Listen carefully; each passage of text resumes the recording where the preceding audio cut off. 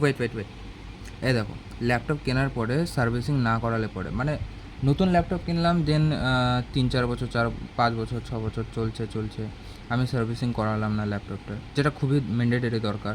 কারণ ল্যাপটপের যে হিটসিঙ্ক রয়েছে সেই হিটসিঙ্ক শুকিয়ে যায়, ফলে ল্যাপটপ ওভারহিট করে। আর সবথেকে মেজর থিং যেটা এই ল্যাপটপের সাথে হয়েছে, সেখানে দেখো এখানে ডাস্ট কতটা জমেছে, সাথে এখানে পিঁপড়ে বাসা করেছে। এখানে যদি খুব ভালো করে দেখো তো পিঁপড়েগুলো দেখতে পাবে, ঠিক আছে, লাল লাল রঙের পিঁপড়েগুলো।